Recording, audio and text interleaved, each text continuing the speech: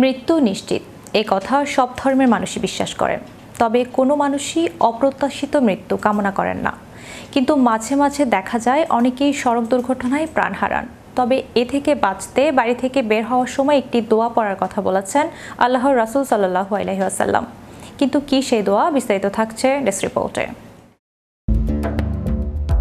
মৃত্যু জীবনের ঘনিষ্ঠ সঙ্গী।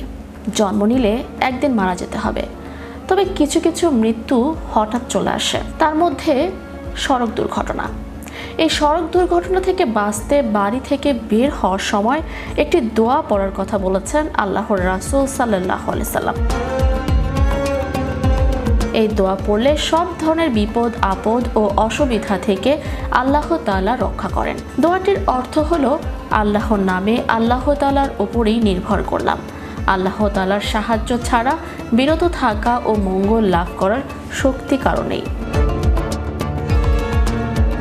আনাস ইবনে মালিক রাদিয়াল্লাহু তাআলা আনহু থেকে বর্ণিত, তিনি বলেন, আল্লাহর রাসূল সাল্লাল্লাহু আলাইহি সাল্লাম বলেছেন, যদি কেউ ঘর থেকে বের হওয়ার সময় বলে বিসমিল্লাহি তাওয়াক্কালতু আল্লাহু লা হাওলা ওয়ালা কুওয়াতা ইল্লা বিল্লাহ, তবে তাকে বলা হয় আল্লাহ তাআলাই তোমার জন্য যথেষ্ট, তুমি হেফাজত অবলম্বন করেছ, তাতে শয়তান তার থেকে দূরে সরে যায়। পবিত্র কোরআনে আল্লাহ তাআলা বলেছেন, সেই সত্তা যিনি সর্বপ্রকার জোড়া সৃষ্টি করেছেন এবং তোমাদের জন্য নৌযান ও চতুষ্পদ জন্তুর বাহন তৈরি করে দিয়েছেন, যাতে তোমরা তার পিঠে আরোহণ করতে পারো।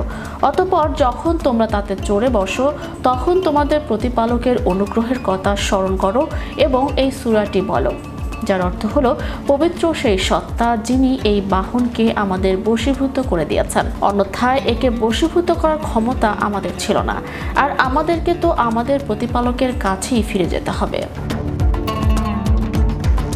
মৃত্যু জীবনের ঘনিষ্ঠ সঙ্গী। এই দুনিয়ার রূপ রং ছেড়ে না ফেরার দেশে পাড়ি জমাতে হবে, যেখানে কেউ কারো বন্ধু হবে না শত্রুও। নিজের দায়িত্ব নিজেই নিতে হবে।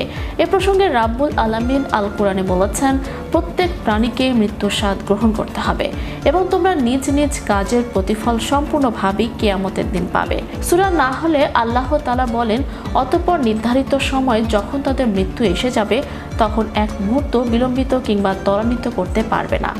সূরা আবাসাতে রাব্বুল আলামিন বলেন, সেদিন মানুষ নিজের ভাই, নিজের মা, নিজের পিতা, নিজের স্ত্রী ও সন্তানাদি থেকে পালাবে।